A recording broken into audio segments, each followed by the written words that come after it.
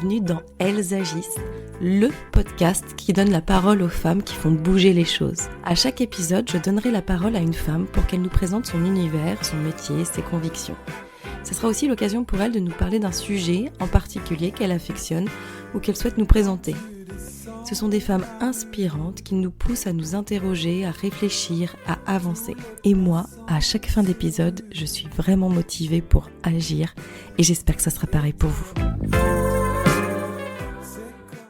Aujourd'hui, j'ai le plaisir de recevoir Marie-Lou Mauricio, militante climat et photographe. Elle va nous partager avec nous son parcours inspirant et ses réflexions sur l'engagement. Avant de la recevoir, je me demandais comment on partage son engagement quand on est touché comme elle, en plein cœur, en pleine morale, sujet. Elle trouve la force d'aller sensibiliser chaque personne. Et comment ne pas perdre l'espoir quand certaines choses n'avancent pas, trop peu. Marie-Lou a accepté évidemment de répondre à mes questions et nous explique comment elle a fait son propre cheminement, notamment vers l'action après un burn-out. Elle se tourne vers la problématique climatique qui était finalement toujours un peu présente dans sa vie. Et sa passion pour la photographie qui la conduira à lier son désir artistique et son engagement, autour notamment de son projet Burn in ppm, qui vise à démocratiser la mesure symbolique du dérèglement climatique. Symbole pour chacun d'une prise de conscience et d'une mobilisation croissante vers le sujet du climat. À travers son engagement, sa sensibilisation et son désir profond de faire du bien, Marie-Lou incarne l'espoir qu'on cherche et l'action n'a peut-être pas toujours pour un avenir meilleur. Je vous souhaite un très bon épisode, bonne écoute. Bonjour Marie-Lou. Bonjour Émilie, enchantée. Enchantée, merci d'être dans Elles agissent. Je suis ravie de te recevoir. Merci, moi aussi je suis super contente d'être là. Bon, est-ce que tu peux te présenter, s'il te plaît, pour les personnes qui ne te connaissent pas? Là, juste avant d'allumer le micro, tu me disais que ça élargissait peut-être le microcosme autour de l'environnement. Enfin voilà, c'est vrai que, écoute, je crois que tu es la première invitée, j'ai aussi. On va parler d'engagement, d'environnement, de climat, et c'est important. Donc j'empiète un peu sur ta présentation, mais est-ce que tu peux nous présenter, nous dire qui tu es, personnellement et professionnellement? Qu'est-ce que tu as envie de nous dire? Ok, donc je suis Marie-Lou, j'ai 42 ans. Pendant longtemps, j'ai cru que notre monde et notre société, que tout nous était un peu dû. Non, j'exagère un peu. Et puis, il y a quelques temps, il y a à peu près 4 ans, j'ai vraiment eu un réveil écologique assez fort autour de la cause climatique. Donc maintenant, je suis militante climat et je suis aussi photographe, voilà, qui n'était pas le métier que j'ai fait en sortant de mes études. J'ai appris la photo au lycée et j'ai pas osé faire ce métier parce qu'il était trop masculin et que j'étais fille d'immigrés et que c'était pas facile de dire à ses parents qu'on voulait faire des études artistiques. Donc je me suis laissée embarquer en école de commerce et j'ai été cadre pendant plus d'une dizaine d'années dans des grands groupes. Et j'ai fait un burn-out et du coup, je me suis remis en cause et j'ai décidé de faire le métier que je voulais faire quand j'étais jeune, c'était photographe. Voilà. Et en parallèle, je suis tombée folle amoureuse d'un outil, d'un atelier qui s'appelle la fresque du climat. Et j'ai découvert le problème climatique. J'ai compris à quel point on était en train de détruire le vivant à petit feu, collectivement, et à quel point on se trompait. Et donc depuis, j'essaye d'expliquer. C'est vraiment, je me sens vraiment habitée par cette cause pour essayer d'expliquer aux gens à quel point la combustion des énergies fossiles, elle nous envoie dans le mur. Et donc, j'y passe beaucoup de temps et beaucoup d'énergie, voilà, à essayer d'expliquer, sensibiliser, réexpliquer. Voilà. Est-ce que quand tu disais il y a 4 ans, j'ai été sensibilisée à la cause environnementale, etc., est-ce que ça correspond à ton burn-out ou c'est pour qu'on puisse se repérer? Oui, tu c'est vois, ça, exactement. ouais, Non, c'est ça. après, j'ai toujours été super écolo, on va dire. J'avais un lombricompost dans ma cave, j'étais quelqu'un j'ai travaillé dans des grands groupes, mais aussi dans des associations, donc j'ai toujours été quelqu'un de très engagé, mais j'avais pas réalisé la gravité du problème, et ça c'était vraiment il y a 3 ans et demi effectivement quand j'ai participé à la fresque du climat, et ça c'était juste 1 an après mon burn-out, pendant ma reconversion, ma renaissance, voilà. J'ai découvert ça mais alors tu l'as découvert comment déjà? Comment t'es arrivée là?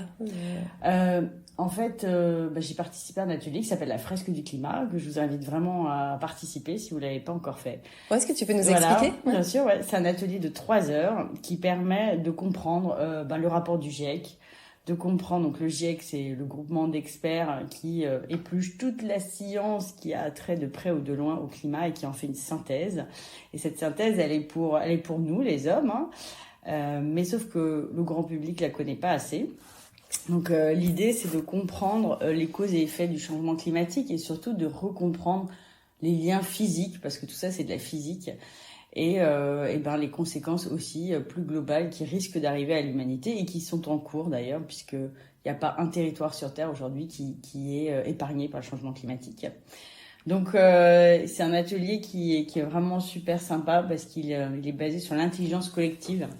Ça veut dire qu'on fait travailler des personnes autour d'une table, autour de cartes, et elles doivent les mettre, retrouver les liens ensemble. Et c'est un atelier qui vraiment permet de faire un voyage aussi autour des émotions, parce qu'une fois qu'on a posé toutes ces cartes et qu'on voit à quel point le problème est énorme et surtout que la menace est de plus en plus grande, on travaille sur les émotions, on parle de ce qu'on ressent. Et enfin, parce qu'il n'y a pas une solution et que les solutions sont plurielles, à la fin de l'atelier, on fait travailler les personnes sur qu'est-ce qu'elles pourraient mettre en place dans leur vie personnelle, professionnelle, comment elles pourraient influencer pour changer et essayer de réduire notamment l'impact carbone, mais aussi essayer d'une façon plus large de plus respecter le vivant, quoi. Et donc c'est un atelier de 3 heures, et moi quand je l'ai découvert, j'ai été très en colère au début parce que c'est comme si on m'avait caché quelque chose d'hyper important, d'essentiel dans ma vie. Comment c'est possible que je me rendais pas compte? Pourtant j'étais à la COP 21, j'étais bénévole à la Fondation Nicolas Hulot, et quand il y a eu les accords de Paris qui ont été signés, j'étais super heureuse. Je pensais que c'était les États et les entreprises qui allaient tout résoudre.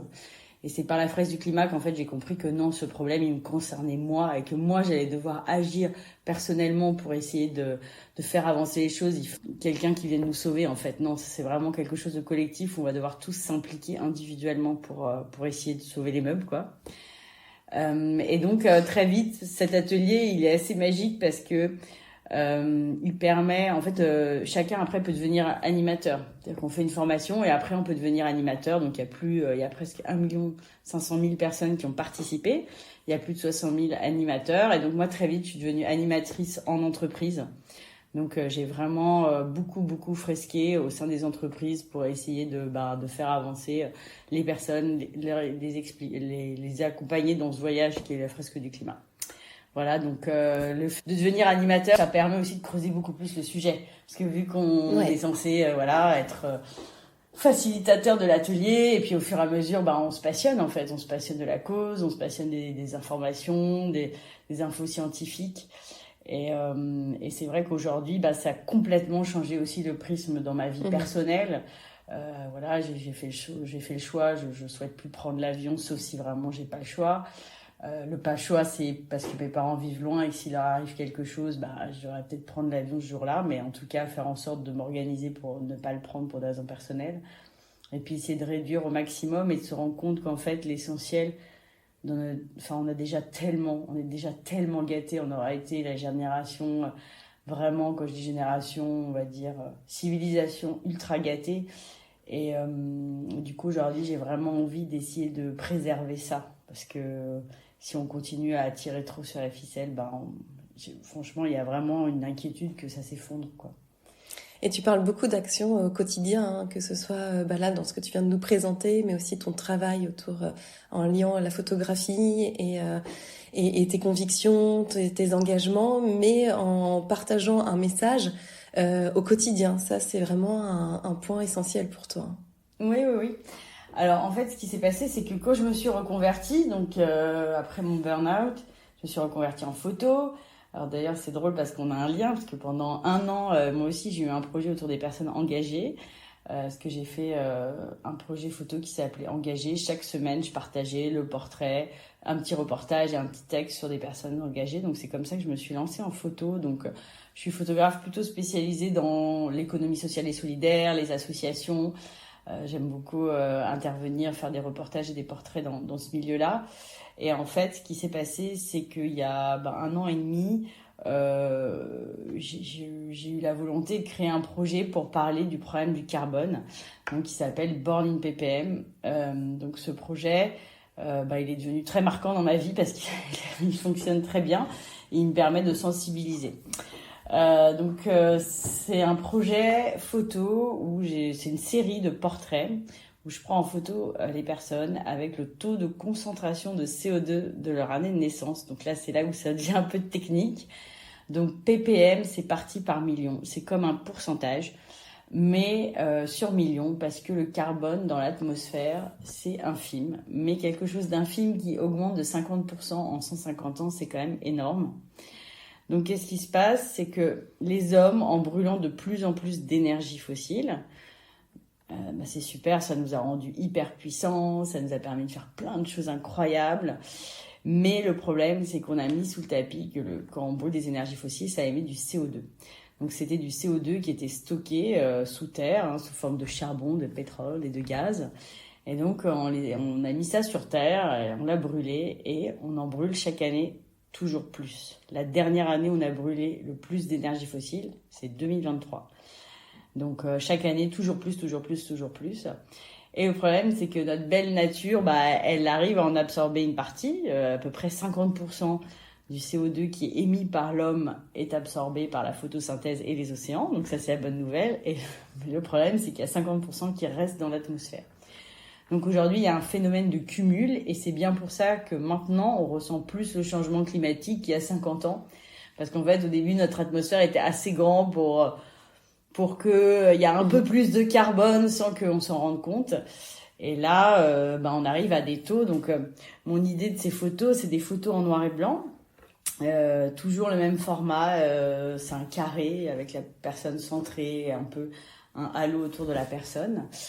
Et donc, quand des personnes participent à ce projet photo, il y a vraiment tout un temps de sensibilisation où je leur explique effectivement ces chiffres-là. Et donc, je leur montre des photos de personnes de cette première série que j'avais réalisée. Donc, je montre Jacqueline qui a 98 ans et qui est née à 305 ppm. Ensuite, souvent, je montre la photo de mon papa qui est né juste après la Seconde Guerre mondiale à 310 ppm. Ensuite, j'aime bien montrer une photo d'une amie qui est née comme moi. Donc moi, je suis née en 1981, j'ai 42 ans et il y avait 340 ppm dans l'atmosphère. Ensuite, ce qui est important pour moi aussi, c'est de donner des ordres d'idées. Donc en 1988, on a dépassé les 350 ppm et ça, c'était une limite planétaire. C'est-à-dire que les scientifiques avaient dit qu'à partir de 350 ppm dans l'atmosphère, l'homme allait avoir un impact significatif sur le climat. Donc, au lieu d'arrêter, on a continué. Et donc, chaque année, sur les dernières générations, ça augmente de 2-3 points. Et donc, en 2023, on est arrivé à 421 ppm, ce qui est gravissime.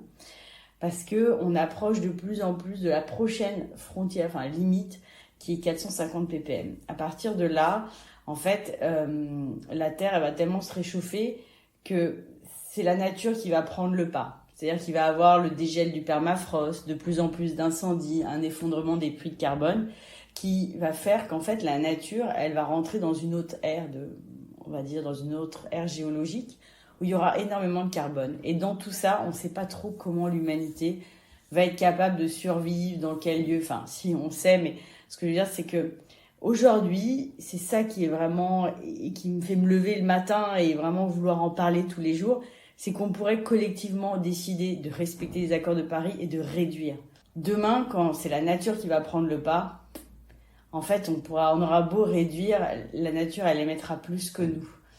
Donc, c'est vrai que, c'est d'essayer d'en faire parler au maximum. Donc, ces photos, la première série, je l'ai réalisée dans mon salon avec des personnes âgées aussi.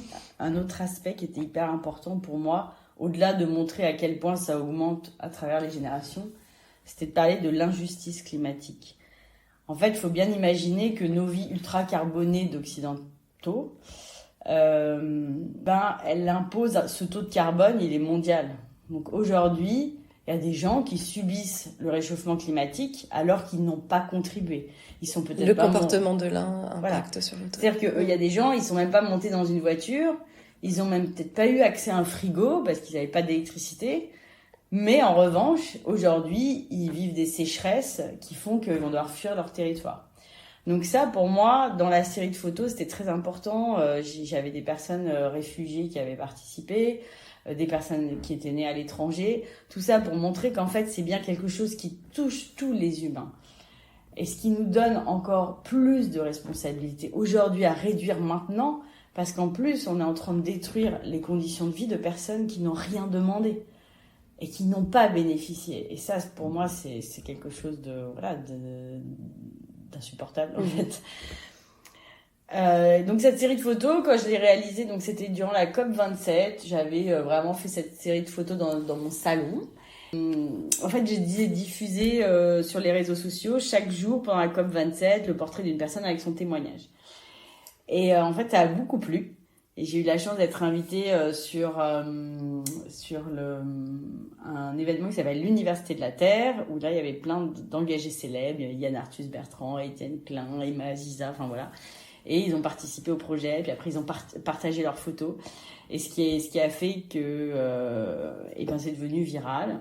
Puis j'ai commencé à avoir des demandes de personnes qui voulaient aussi participer au projet pour pouvoir montrer leur engagement, pour pouvoir contribuer aussi à cet engagement citoyen. Et puis depuis, en fait, je propose cet atelier, soit dans une galerie ouvert à tous, dans une galerie à Paris une fois par trimestre, soit maintenant je vais en entreprise comme vraiment un atelier de sensibilisation. Il y a un autre aspect qui est hyper important, c'est que sur ces photos-là, donc à chaque fois je te dis, il y a ce temps de sensibilisation, on parle des ppm, on réexplique les limites planétaires, pourquoi il faut réduire la combustion des énergies fossiles, parce que 80% du changement climatique aujourd'hui est dû à la combustion des énergies fossiles. Après, il y a d'autres gaz à effet de serre, mais voilà. Après, il y a un temps d'interview, et c'est ça aussi qui nous lie, puisque il y a un photographe qui travaille avec moi sur le projet qui s'appelle Édouard. Et donc, quasiment depuis le début, c'est lui qui m'aide sur cette partie-là où, en fait, sur les photos, à chaque fois, les personnes, elles disent ce qu'elles ressentent. En fait, les personnes sur la photo, c'est elles qui choisissent où elles mettent le chiffre de leur ppm de naissance. Et aussi, c'est elles qui vont dire ce qu'elles ressentent. Elles vont se positionner en fonction de ce qu'elles veulent dire. Donc on leur demande à chaque fois qu'est-ce que vous ressentez face au changement climatique et où est-ce que vous voulez écrire le chiffre et quel message vous voulez faire passer. Donc d'une série de photos qui est un peu universelle, c'est toujours le même, on va dire, schéma artistique. En fait, elles ont toute une individualité puisque c'est les personnes qui vraiment vont dire moi j'ai peur, donc elles se cachent le visage, d'autres qui ont envie d'agir, d'autres qui ont envie de dire stop, d'autres qui sont énervés. Et donc chacun va pouvoir témoigner. Et donc c'est lors de ce petit entretien qu'un peu s'affine la posture que la personne va prendre. Ensuite, il y a une maquilleuse qui écrit le chiffre. Et ça aussi, on ne dirait pas, même si c'est un maquillage pour enfants et qu'on l'efface, le fait que ça soit écrit sur le corps, il y a vraiment quelque chose d'un peu introspectif. Ouais, on grave quelque chose. On réfléchit, on l'a sur nous.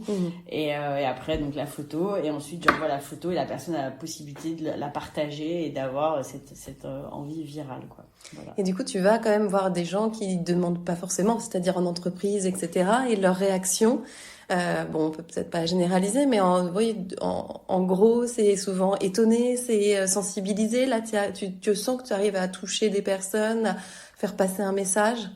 En fait, il y a un peu les deux. Il y a des personnes qui... Non, ce que je veux dire, c'est qu'il y a des personnes qui viennent, par exemple, si je vais dans une entreprise, elles le savent, elles vont venir parce qu'elles connaissent et qu'elles sont fans, etc. Après, il y a d'autres qui ne connaissent pas. Notamment, maintenant, j'ai décidé que lorsque je vais en entreprise, je collecte 10% en plus pour me permettre d'aller dans des associations où vraiment, ils sont loin du monde de l'art et du climat. Donc, je pense que ça interpelle. Après, c'est comme tout. C'est comme une campagne de com. S'il y a ça, on va participer à PPM et demain, il va y avoir un incendie près de chez nous. Puis après, il va y avoir ça. Ce que je veux dire, c'est que c'est quand même une expérience qui fait avancer sur le sujet, mais ça va pas tout changer. J'adorerais que ça change tout. Mais tu mets quand même une petite pierre ou une petite brique dans la tête de la personne qui peut, une petite graine, c'est le plus joli, qui peut pousser à un moment ou à un autre. En tout cas, c'est dit, c'est fait, ils prennent conscience. Enfin voilà. Après, chacun fait son chemin, mais dans le changement climatique, c'est tellement facile de dire oh mais non, c'est bon, ça a toujours existé, c'est pas un problème et tout, et ramener en fait cette donnée ultra scientifique qui est une mesure. Donc Je veux dire que cette mesure n'existe pas, bon, à ce moment-là, tu crois même pas aux prises de sang. Enfin, je veux dire, on en est à ce stade-là, c'est vraiment Oui, mais disons que ce que tu proposes, c'est un chiffre et donc c'est très factuel, ça peut parler à un max de monde. Exactement, voilà. Mais à la fois, ça parle à un grand nombre parce que on parle des émotions. Et moi, je pense que l'impact, il est plus quand quelqu'un, par exemple, diffuse sa photo auprès de ses proches ou sur les réseaux sociaux. Parce que je pense que là, il y a sûrement encore plus d'impact parce que quand on voit une personne qui connaît, mais pourquoi t'as posé là-dessus et ça veut dire quoi, ça veut dire quoi, etc. Ouais. Donc c'est ça qui moi m'intéresse beaucoup. Et un des projets que j'aurais, ça serait de faire une exposition dans l'espace public justement pour essayer d'en parler, qu'il y ait des gens qui connaissent pas du tout, qui soient interpellés. Voilà. Donc depuis l'année dernière, on a pris près de 3000 portraits. Ah ouais. Et il y a un site internet et j'invite les auditeurs. Voilà, ça s'appelle Born in PPM. Donc j'ai créé un site internet pour permettre aux personnes de chercher justement à combien ils étaient nés, savoir aujourd'hui où on en est. Et puis on voit apparaître tous les portraits des personnes qui sont nées la même année. Donc ça permet aussi de faire vivre cette série photo. Voilà, et c'est vrai qu'on a eu, et quand je dis on, c'est avec l'équipe, avec Edouard, il y a aussi la maquilleuse qui s'appelle Luna, qui est là, vraiment, c'est tout un travail d'équipe, on est plusieurs. Je voulais aussi savoir si quelqu'un d'engagé comme toi, surtout autour de ces sujets-là, on entend beaucoup de choses, il y a certainement beaucoup de déceptions au quotidien liées à ton engagement, etc. Je voulais aussi, parce que voilà, je suis sophrologue aussi, et la santé mentale, c'est important, et je le vois dans les femmes engagées, qu'il y a un vrai aussi sujet là-dessus. C'est-à-dire, comment tu vis, j'imagine, des déceptions, ou comment tu arrives à te remotiver parfois? Est-ce que tu le vis, ça, ce que je te dis? Ouais. Moi, j'ai toujours la motivation de parler, d'expliquer. Ça, je pourrais du matin au soir. Moi, ce qui me déçoit, c'est les politiques en France aujourd'hui sont vraiment pas à la hauteur de l'urgence. Je pense que clairement, ça sera des personnes qu'on accusera plus tard. C'est-à-dire que nos enfants diront mais c'était qui ces boulets qui avaient accès à toutes les informations, qui savaient tout et qui n'ont pas agi parce qu'ils n'ont pas eu le courage, parce qu'ils ont été à la main de lobbies ou autres, à chercher des excuses de court-termistes, alors que là on parle quand même vraiment de sauver les conditions de vie sur Terre de l'humanité, enfin d'une grande partie de l'humanité. Donc vraiment, je pense que au quotidien c'est très décevant. Après, il y a aussi la dissonance avec ses proches, quoi. C'est-à-dire que moi, j'ai quand même vécu, j'ai travaillé chez Cartier, chez Vuitton, chez L'Oréal, donc j'ai des personnes dans mon entourage, et je peux pas leur en vouloir, parce que moi, j'étais comme ça il y a encore pas tant de temps que ça. C'est là où parfois ça peut être très dissonant de voir les autres, alors qu'on a essayé de les sensibiliser, de leur dire, et qu'il y a plein de gens qui prennent pas la fibre, quoi, qui se disent ils sont réfractaires, ils sont réfractaires. Ouais, en fait, j'ai du mal. En fait, c'est ça qui est vraiment difficile, c'est envie de crier, de dire mais vraiment vous le voyez pas là. Et moi, en fait, mes parents ils vivent dans le sud du Portugal et chaque semaine ils m'appellent, ils me disent qu'il pleut pas, qu'ils savent pas comment on va s'en sortir, que chaque année il y a de moins en moins d'eau, que c'est de moins en moins humide, qu'il y a plus la rosée du matin en été. Et que les problèmes se cumulant d'année en année, ils sont inquiets. Et quand je regarde une carte et que je vois que peut-être que je pourrais pas aller faire ma retraite là-bas alors que c'était un peu un rêve et tout, j'ai du mal à comprendre comment ça se fait que les autres n'agissent pas. Ils continuent à se dire oh ça va, je peux encore faire un voyage et puis oh là là. Après je leur en veux pas parce que tout ça c'est légal. Oui, c'est légal de prendre l'avion pour juste qu'elle plaise et tout ça, c'est légal. Donc c'est même parfois très souvent moins cher. Mais ouais, c'est alors, ça. Alors du coup, justement, qu'est-ce que t'actives, toi? Comment t'arrives à... C'est vraiment parce que, comme on disait, chaque combat du quotidien vaut le coup et... Moi, j'active parce que j'ai envie de dire c'est moi face à moi, quoi. C'est-à-dire que moi, j'ai envie que le jour où je décède, mes enfants, ils se disent putain, ils ont été cons, cette génération, parce que celle de nos parents, on peut leur envoyer, en fait, effectivement, ils étaient pas vraiment cons, ils pensaient que tout ça, c'était le progrès, Moi, ça m'est arrivé de parler à des féministes qui ont dit ouais, on a tellement lutté pour avoir tellement de liberté, tout ça, que ils ont mis de côté le combat écologique. Mais des gens voilà, qui ont 40 ans aujourd'hui, ils ont accès à l'information, ils savent très bien que ça part. Voilà. Donc moi, ce que je veux, c'est que mes enfants ils disent ouais, même si parfois ça les saoule d'avoir une maman écolo, on va pas se mentir. Hein. Voilà, qui se disent ben elle savait quand elle a su, elle a vraiment fait le truc au bout quoi. Elle a vraiment essayé. Ouais, c'est quelque chose un peu De transmission aussi. De transmission et un peu dans la moralité, ouais. C'est-à-dire qu'aujourd'hui, moralement, bah je sais pas, pour moi c'est comme voler. Enfin je sais pas, il y a des choses qui se font pas. Et pour moi, aujourd'hui, continuer à consommer pour son plaisir, avec vraiment l'idée que ça détruit le vivant, parce que c'est ça qui se passe, c'est impossible, ouais. Je sais pas comment dire, c'est un truc moral en fait, finalement. Ouais, c'est moral, et puis ça prend le dessus sur certaines éventuelles déceptions ou claques que tu peux te prendre dans ce qui n'avance pas, en fait. Ouais, ça c'est dur. Franchement, c'est dur. C'est dur. Après, on a une chance inestimable. Et quand je dis on, c'est que, par exemple, la communauté de la fresque du climat, elle est incroyable. Moi, avec PPM, avec Burning PPM, j'ai fait des rencontres absolument exceptionnelles de personnes. Et du coup, c'est vrai que parfois, oui, ça nous fait du bien d'être ensemble. J'ai visité des lieux collectifs où les gens vivent ensemble et disent ça nous repose en fait. Parce que c'est tellement difficile parfois au quotidien d'être totalement dissonant on va dire de la société, hein, que c'est fatigant et d'être ensemble et de comprendre le combat et de partager nos déceptions aussi. Cette dissonance, on l'a aussi entendu là dans l'actualité avec les agriculteurs qui ont manifesté leur mécontentement, et on l'a souvent opposé à l'écologie. Oui, mais ça s'appelle... ils ont utilisé l'écologie pour faire passer. Donc, c'est même pas de la dissonance. Là, c'est carrément... c'est carrément malhonnête. Hein. Là, on est sur de la malhonnêteté totale, c'est-à-dire utiliser les arguments écologistes en disant qu'on est contre les agriculteurs.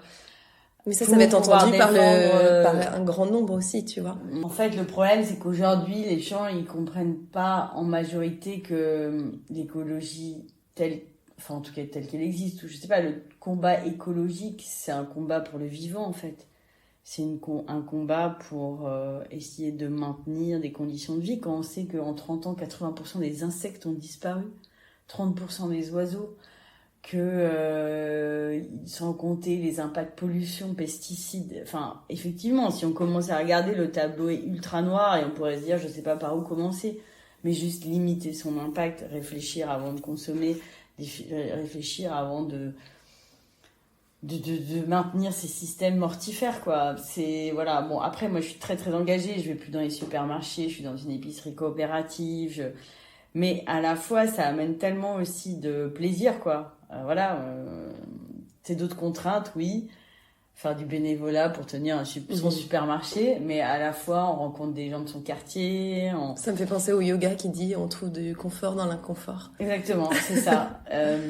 Et après, comprendre aussi... moi, je me ressource en me reliant au vivant, quoi. Parce que, donc, faire l'effort d'aller marcher en forêt...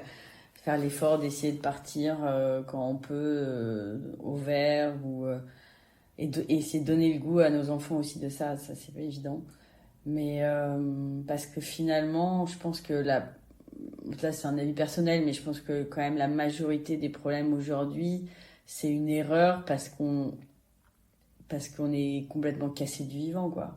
Donc on se rend pas compte qu'en fait on fait du mal je vais pas dire à Gaïa, quoi, qu'on fait mal à la terre, qu'on fait mal à notre maison parce qu'en fait on est cassé par ce lien, quoi. Il y a un lien artificiel entre la terre et nous, pour une majorité, hein. Bien sûr il y a des gens qui vivent à la campagne et qui voient tous les jours le vivant et qui travaillent la terre, etc. Je pense qu'il pourrait être notre salut, quoi, c'est d'essayer de recréer ce lien, et ça c'est pas évident pour des citadins et puis pour en fait la nature elle fait pas de pub, quoi. Voilà. J'aimerais bien qu'il y ait des 4x3 avec... la nature, elle fait pas de pub, et voilà. Bon, elle va finir par en faire beaucoup de la pub, c'est ce que tu disais, mais sous des... on va dire sous des catastrophes naturelles. Ça va y avoir plein de pubs, mais ouais. Non, c'est. Après, j'en veux pas aux gens parce que c'est difficile de remettre en cause son système de valeurs. C'est hyper compliqué. Ouais, c'est hyper Surtout quand on difficile. n'a pas un déclic comme toi t'as eu, tu vois ce que je veux dire, quelque chose qui nous justement fait partie de notre morale et va nous prendre aux tripes, etc.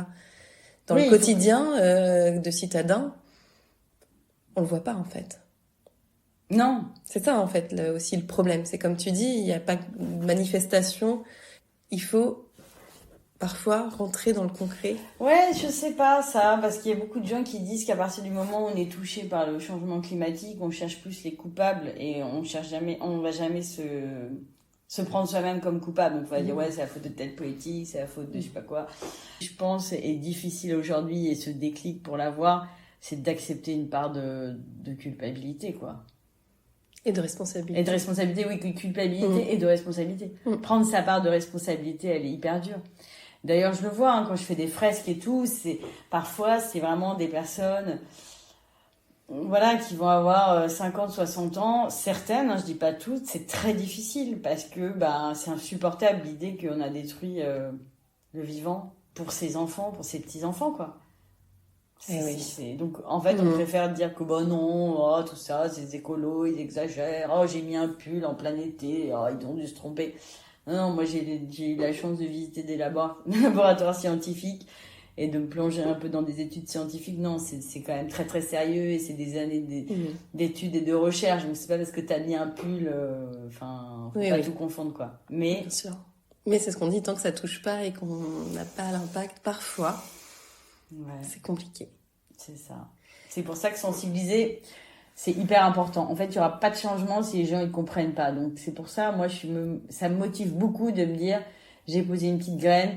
Aujourd'hui, j'ai la chance de pouvoir aussi former des animateurs à la fresque. Donc ça, c'est très, voilà, eux-mêmes vont fresquer d'autres personnes que je connais pas et on peut aussi, voilà, moi je pense que c'est possible d'avoir, j'aime pas trop dire révolution écologique, mais je pense qu'il peut avoir un réveil.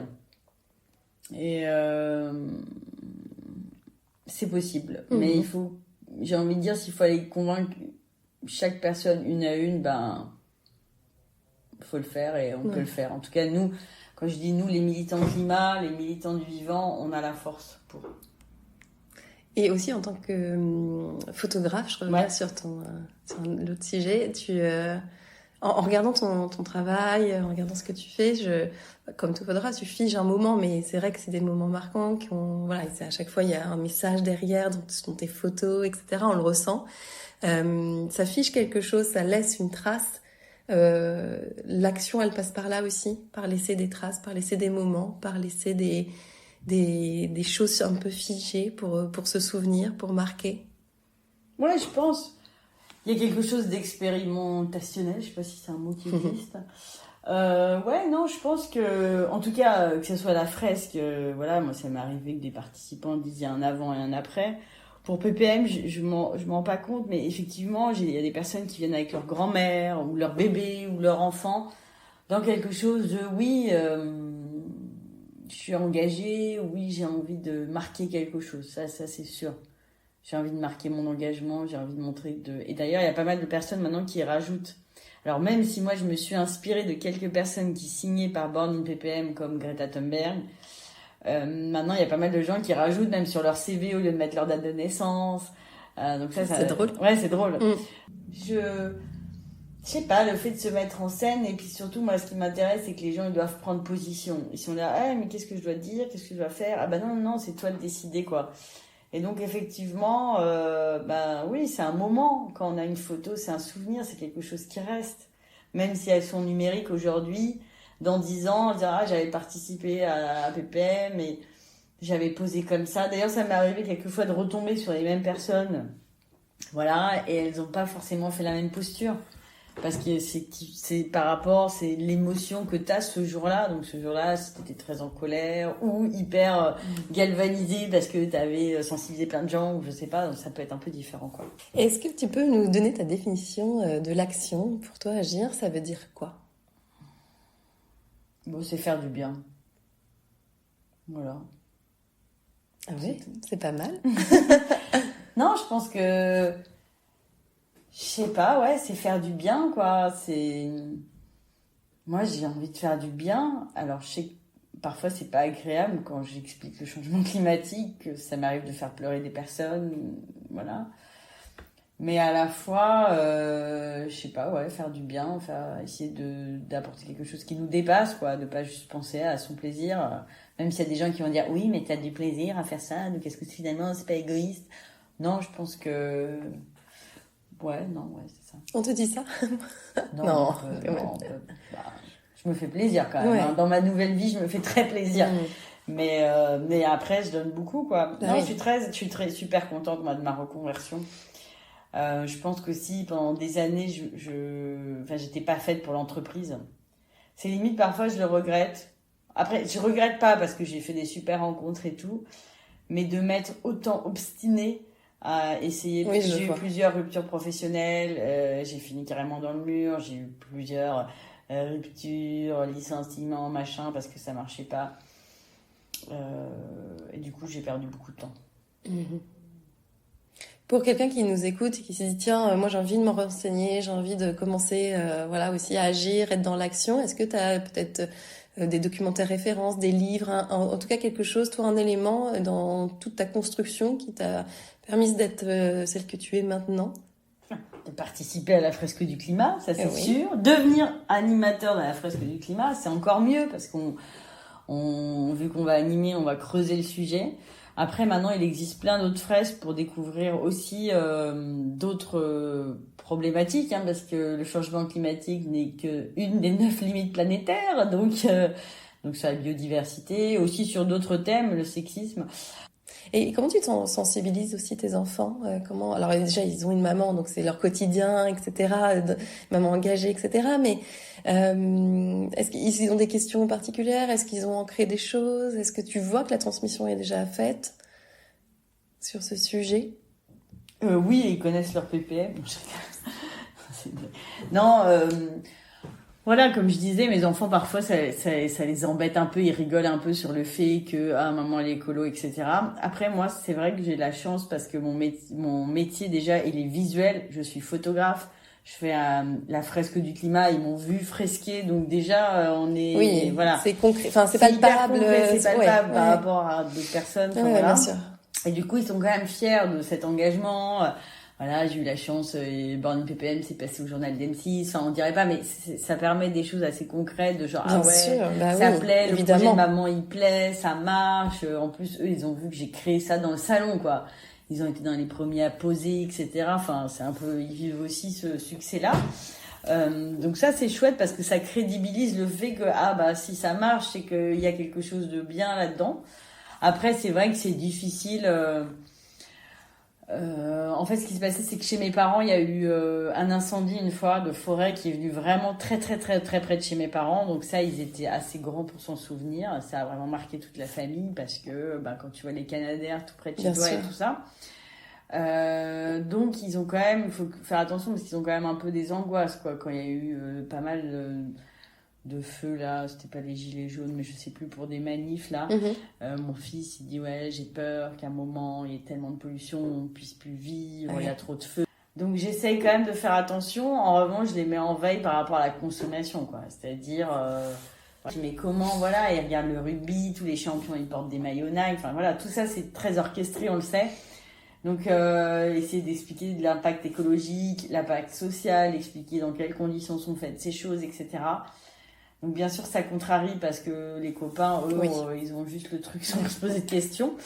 Mais je pense que... Oui, ça leur servira. Quoi. Ça leur servira. Et puis bon, voilà, pour eux, il n'y a même pas à penser de mettre un truc dans une poubelle. Enfin voilà, il y a tout un état d'esprit à la maison. Le fait aussi qu'on aille dans des supermarchés alternatifs. Enfin, c'est voilà, mes enfants ils tiennent le magasin avec moi, l'épicerie, enfin c'est un autre délire quoi.